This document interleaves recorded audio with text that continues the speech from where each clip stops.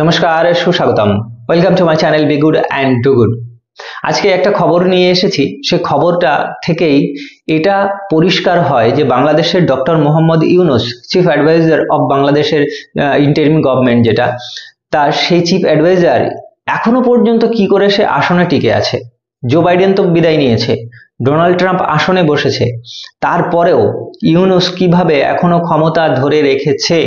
বাংলাদেশের মতো একটা দেশ তার ক্ষমতা নেওয়ার পর ভারতের মতো একটা প্রতিবেশী, তিন দিক দিয়ে ঘেরা এবং পাওয়ারফুল একটা প্রতিবেশী, তার বিরোধিতা করে চলেছে সমানে। এবং ডোনাল্ড ট্রাম্প ক্ষমতায় বসার পরেও বিরোধিতা করে চলেছে। তাহলে তার সেই যে শক্তি, তার যে পাওয়ার, সেই এনার্জি কোথার থেকে পাচ্ছে? আজকের এই খবরে সেটা আমি আপনাদেরকে প্রকাশ করব। আজকের এই খবরেই একদম ইউনূসের মূল যে ক্ষমতা, মূল যে পাওয়ার, তার মূল জায়গা কি আছে সেটা দেখুন। আজকের খবর প্রকাশিত হয়েছে একটা, যে ইউনূস মানে গতকাল বুধবার তারই ঘটনা। এখানে ইউনূস ট্রাম্পের প্রেসিডেন্টকে চ্যালেঞ্জ করেছেন, ডোনাল্ড ট্রাম্পকে চ্যালেঞ্জ করেছেন ডক্টর মোহাম্মদ ইউনূস। হ্যাঁ, আপনারা যারা ভিডিও দেখেন তারা অনেক ইউটিউবের এমন এমন খবর দেখেন এবং দেখে মনে করেন অতিরঞ্জিত করে বলা হচ্ছে, কিন্তু আমি এইটা মোটেই অতিরঞ্জিত করছি না। এবং আমার খবরটা যদি ভালো করে শোনেন এবং তাহলে বুঝতে পারবেন যে আমি মোটেই বাড়িয়ে বলছি না, ঠিকঠাক বলছি কিনা। দেখুন, এই যে ইউনূস ট্রাম্পের প্রেসিডেন্টকে চ্যালেঞ্জ করেছেন, গুগল ট্রান্সলেশনে একটু সমস্যা হয়েছে। তো কিভাবে ট্রাম্পকে চ্যালেঞ্জ করলো? ঢাকায় অ্যালেক্স সোরসের সঙ্গে বৈঠক করেছেন। আচ্ছা, অ্যালেক্স সোরসকে, আর তার সঙ্গে বৈঠক করলেই ইউনূস কেন ট্রাম্পের বিরোধিতা করা হবে বা ট্রাম্পকে চ্যালেঞ্জ করা হবে কেন? এটা যদি জানতে হয় তাহলে একটু মন দিয়ে আপনাদেরকে একটু শুনতে হবে। দেখুন, জর্জ সোরস, আপনারা যদি নাম শুনে থাকেন, নিশ্চয়ই শুনেছেন, আপনারা যথেষ্ট অ্যাক্টিভ মানুষ আছেন, ভিডিও দেখেন, তাদের কমেন্ট দেখলে বোঝা যায়। তো এই যে জর্জ সোরস, আমেরিকার একজন বিলিয়নিয়ার, এই যে ব্যক্তি, এই ব্যক্তি হচ্ছে বাইডেনের যে ডেমোক্রেটিক দল আছে, সেই ডেমোক্রেটিক দলের কিন্তু একদম সমর্থক এবং বিলিয়নিয়ার, মানে কোটিপতি বললেও কম বলা হয়, অনেক বেশি টাকার অধিকারী, মানে সারা বিশ্বের মধ্যে ধনী ব্যক্তিদের একজন। ঠিক তেমনি আপনি যদি ডোনাল্ড ট্রাম্পের দলে যান তাহলে দেখবেন সেখানে রয়েছে ইলন মাস্ক, আর এক কোটিপতি বলাও ভুল, পৃথিবীর শ্রেষ্ঠ ধনী এখন মনে হয় ইলন মাস্ক। তো ঠিক তেমনি বাইডেনের দলে জর্জ সোরস, জর্জ সোরসের ছেলে হলো অ্যালেক্স সোরস। এই যে সোরস, এদের একটা ওএসএফ ফাউন্ডেশন আছে। সেই ওএসএফ ফাউন্ডেশনের মাধ্যমে বাইডেন যখন সরকার ক্ষমতায় ছিল, ডেমোক্রেটিক দল যখন ক্ষমতায় ছিল, তখন এদের কিন্তু একটা প্ল্যান ছিল। এরা যে ধরনের কাজ করে তা হলো বিভিন্ন দেশে যে রাইট উইং গভর্নমেন্ট গুলো থাকে তাদেরকে এরা ফেলার চেষ্টা করে এবং ফেলেওছে অনেকগুলো সময়। মানে ভারতের মতো শক্তিশালী দেশকে হয়তো সেটা করতে পারেনি পুরোপুরি, কিন্তু চেষ্টা করেছিল। রাশিয়ার পর্যন্ত পারেনি, কিন্তু সিরিয়া একটা অন্যতম মানে উদাহরণ। তারপরে পাকিস্তানে ইমরান খানকে সরিয়েছে এই বাইডেনের জর্জ সোরসের টিম। তারপরে সম্প্রতি কিছুদিন আগে এই যে হলো আমাদের বাংলাদেশে হাসিনাকে তাড়িয়েছে জর্জ সোরসের টিম। বাইডেন সরকার করেছে বটে, বাইডেন সরকার তো সরাসরি থাকে না, টাকা পয়সা দিয়ে প্ল্যানিং করে এই জর্জ সোরস অ্যান্ড কোম্পানি তারা করছে। এবং ভারতের যে রাইট উইং গভর্নমেন্ট এখন আছে, নরেন্দ্র মোদীর সরকার, বিজেপি সরকার, এদের বিরোধী হলো কংগ্রেস, রাহুল গান্ধী যখন আমেরিকায় যায় এই জর্জ সোরসের টিমের সঙ্গে মিটিং করে, জর্জ সোরসের সঙ্গে মিটিং করে। এটা হচ্ছে লেফট উইং, মানে যারা বামপন্থী দল তাদের পক্ষের এরা সরকার। এখন ডক্টর ইউনূস দীর্ঘদিন ধরে এদের সঙ্গে কিন্তু যুক্ত, এই George Soros, Democratic Party, left wing party. আর ডক্টর ইউনূস এখনো পর্যন্ত ডোনাল্ড ট্রাম্পের যে বিরোধী দল, এই যে জর্জ সোরস রয়েছে, অ্যালেক্স সোরস রয়েছে, এদের থেকে টাকার সাহায্য পাবে। এদের সাহায্য অনেক বড় সাহায্য, এবং সেই শক্তির জন্যই মানে ডক্টর ইউনূস এখনো পর্যন্ত বাংলাদেশে টিকে রয়েছে। তার যে পাওয়ার, তার নিউক্লিয়াস হলো এই George Soros, Alex Soros, OSF foundation. এই যে হিলারি ক্লিন্টন ফাউন্ডেশনের নাম শুনেছেন, এরা সব একই গাছের ফল। এই পাওয়ারেই কিন্তু চলছে। আপনি খবরটা যদি আরেকটু পড়ি, দেখুন মোহাম্মদ ইউনূস ঢাকায় অ্যালেক্স সোরসের সাথে একটি উচ্চ প্রোফাইল বৈঠকের মাধ্যমে হোয়াইট হাউসে ডোনাল্ড ট্রাম্পের সম্ভাব্য প্রত্যাবর্তনের একটি সোচ্চার সমালোচক হিসেবে আবির্ভূত হয়েছেন। অর্থাৎ জর্জ সোরস ডোনাল্ড ট্রাম্প বিরোধী, সেই সোরসের সঙ্গে ইউনূস ডোনাল্ড ট্রাম্পের বিরোধী, এরা একসঙ্গে জোট বাঁধছে টিকে থাকার জন্য।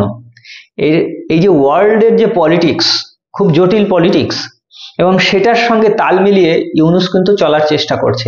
যে যাই বলুক না কেন, ইউনূস অত সহজে হাল ছাড়ার পাত্র নয়। এই যে লেফট উইংস যে কাজগুলো করে, এদের সংগঠন কিন্তু মারাত্মক মজবুত হয়, বামপন্থী দলের সংগঠন মজবুত হয়, এবং এরা দীর্ঘদিন ধরে প্ল্যানিং করে এগোতে থাকে এবং আলটিমেটলি সফল হয়। আপনারা মনে আছে যে ইউনূস বলেছিলেন ক্লিনটনকে পাশে নিয়ে এটা দীর্ঘদিনের প্ল্যান করে হাসিনাকে তাড়ানো হয়েছে, অত সহজে হয়নি।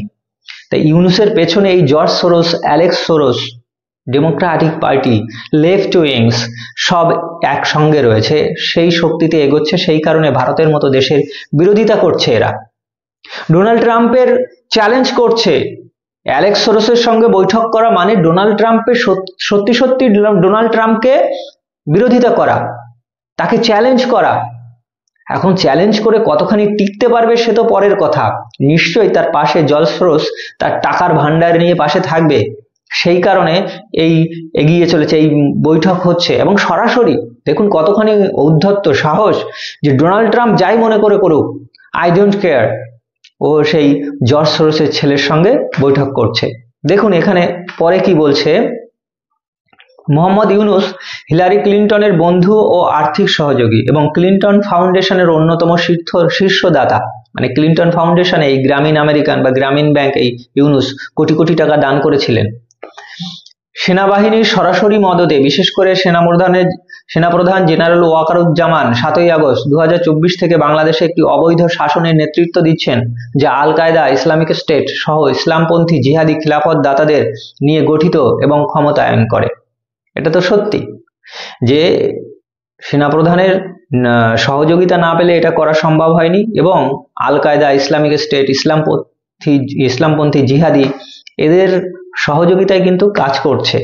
হিজবুত তাহরির এবং অন্যান্যরা প্রেসিডেন্ট ডোনাল্ড ট্রাম্পের সম্ভাব্য পদক্ষেপের প্রস্তুতি নিতে শুরু করেছে। আগের থেকেই তৈরি হচ্ছে যে ডোনাল্ড ট্রাম্প বাংলাদেশের পক্ষে কি স্টেপ নেবে, তার বিপক্ষে আগের থেকে প্রস্তুতি নিতে শুরু করেছে। এবং একাধিক কারণে তার প্রশাসন তার পুরনো কমরেডদের বিল এবং হিলারি ক্লিনটন এবং সোরস সহ ট্রাম্পের রাষ্ট্রপতিত্বকে চ্যালেঞ্জ করে মিটিং করার মাধ্যমে খোলাখুলি পেশি নমনীয় করতে শুরু করছে।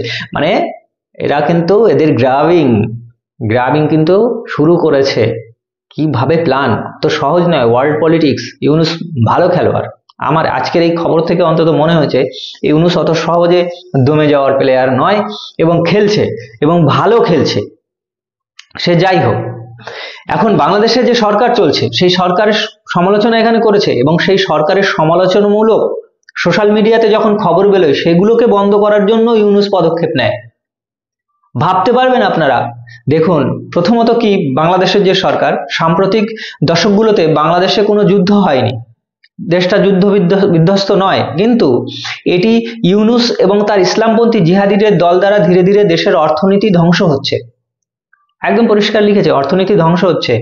আমি একসময় একটা ভিডিও বানিয়েছিলাম কয়েকদিন আগে, এবং সেই ভিডিওতে পরিষ্কার বলেছিলাম যে আউটসোর্সিং মানে বাংলাদেশের যে অর্থ বিদেশে যাওয়া সেটা 10% বেড়েছে। হাসিনার আমলে যে পরিমাণ অর্থ বিদেশে যেত, সুইস ব্যাংকে যেত, এখন সেটা 10% বেড়েছে। যতই গল্প শোনাক না কেন ইউনূস অ্যান্ড তার কোম্পানি, যে আমরা বিদেশে যাওয়া মানে বিদেশের থেকে অর্থ ফিরিয়ে আনবো বাংলাদেশের, এসব গল্প কোনো কাজের না, উল্টে দেশের অর্থনীতি বেশি ধ্বংস হচ্ছে। 2 নম্বর, ইউনূস গত কয়েক মাস ধরে বারবার সোরস এবং মেটার কাছ থেকে সাহায্য চেয়েছে। কিসের জন্য সাহায্য চেয়েছে? সমস্ত তথ্য সেন্সর করার জন্য। কোন তথ্য সেন্সর? যেগুলো ওরা বলতে চাইছে ভুল তথ্য এবং বিভ্রান্তি হিসাবে ব্র্যান্ডিং করে তার শাসনের অপকর্মকে প্রকাশ করে। অ্যাকচুয়ালি তার শাসনের যে নেগেটিভ পয়েন্টগুলো সেগুলোকে যখন সোশ্যাল মিডিয়ায় আসে, সেগুলো যাতে সোশ্যাল মিডিয়ায় মানুষের কাছে না পৌঁছায়, তার জন্য তিনি সাহায্য চেয়েছেন জর্জ সোরস এবং মেটার কাছে। মেটা কি জিনিস? একটা সফটওয়্যার, আপনারা ইয়েতে দেখেছেন না, মানে হোয়াটসঅ্যাপে ডান পাশে নিচের দিকে একটা গোল মতো মেটা থাকে। তো এই যে এদের কাছে সাহায্য চাইছে যাতে খবর, ইউনূসের বিরুদ্ধের খবর যেন মানুষের কাছে না পৌঁছায়। কতখানি গভীরভাবে খেলছে, গভীর জলের মাছ বলতেই হবে। এখন এসব যে চলছে, ইউনূস তো জানে ডোনাল্ড ট্রাম্প তার পক্ষে কোনোদিনই আসবে না। কারণ কি? 2016 সালে যখন ট্রাম্প হিলারি ক্লিনটনকে পরাজিত করেছিলেন, ইউনূস ক্লিনটনের একজন প্রিয় বন্ধু ও ক্লিনটন ফাউন্ডেশনের অন্যতম শীর্ষদাতা ট্রাম্পের বিজয়কে সূর্যগ্রহণ এবং কালো দিন বলেছিলেন। মনে আছে আপনাদের? এ নিয়ে অনেক ভিডিও হয়েছে। ট্রাম্প জিতলে তাকে বলেছেন এটা সূর্যগ্রহণ হয়েছে, এটা একটা কালো দিন। হ্যাঁ, তারপরে বলেছিলেন কি যে ট্রাম্পকে তিনি পরামর্শ দিয়েছিলেন। এখন উনি কতখানি পাওয়ারফুল আই ডোন্ট নো, কিন্তু উনি ট্রাম্পকে পরামর্শ দিয়েছিলেন যে প্রাচীর নয় সেতু নির্মাণ করার জন্য রাষ্ট্রপতি হিসাবে আরো উদার দৃষ্টিভঙ্গি অবলম্বন করার পরামর্শ দিয়েছিলেন। আচ্ছা, সে পরামর্শ উনি দিতেই পারেন, বয়োজ্যেষ্ঠ মানুষ, বয়স্ক মানুষ। তা যাই হোক, এই যে ইউনূসের যে প্ল্যানিং, যেভাবে খেলছে, আপনারা যারা মনে করছেন যে ইউনূস সহজেই ওকে উপড়ে ফেলা যাবে, ডোনাল্ড ট্রাম্প এসেই উপড়ে ফেলতে পারতো যদি এই জর্জ সোরস, অ্যালেক্স সোরস এরা যদি না থাকতো। এরা বেশ ভালো রকম ভাবে ইউনূসকে হেল্প করছে। এরা কিন্তু খুবই পাওয়ারফুল। বাংলাদেশ তো দূরের কথা, এরা ভারতের মতো সরকার, ভারতের যে রাইট উইং সরকার বর্তমানে আছে, এদেরকে পর্যন্ত নাড়িয়ে দিচ্ছে। চায়না বলুন, রাশিয়া বলুন, নর্থ কোরিয়া বলুন, বিভিন্ন দেশের সরকারকে এরা নাড়িয়ে দিচ্ছে। যারা এদের পক্ষে থাকে না তাদেরকে নাড়িয়ে দিচ্ছে।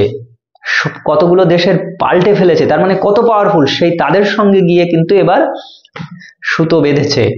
আগে তো বাধা ছিলই, কিন্তু সেটা প্রকাশ করছে, প্রকাশ্যে বৈঠক করে ট্রাম্পকে চ্যালেঞ্জ করাই। ইন্ডিয়াকে চ্যালেঞ্জ তো করছেই কবে থেকেই, বলছে তুমি কি করতে পারলে ইন্ডিয়া, আমার কিছুই করতে পারোনি এখনো পর্যন্ত। অ্যাকচুয়ালি তাই, আপাত দৃষ্টিতে দেখলে বোঝা যাচ্ছে ইন্ডিয়া কিছুই করতে পারেনি এখনো পর্যন্ত, মানে সেই রকম উল্লেখযোগ্য। কিন্তু ইন্ডিয়ার কাজও কিন্তু এরকম হোমিওপ্যাথিক ট্রিটমেন্ট, আমি বারবার বলেছি হবে। এই যে ফেব্রুয়ারিতে ডোনাল্ড ট্রাম্পের সঙ্গে মিটিং করতে নরেন্দ্র মোদী যাচ্ছে, সেখানে নিশ্চয়ই আলোচনা হবে এই বিষয়টা। বাংলাদেশের ইউনূসের সরকারকে ভারত সরকারও চাইছে না, আমেরিকান ডোনাল্ড ট্রাম্পের সরকারও চাইছে না।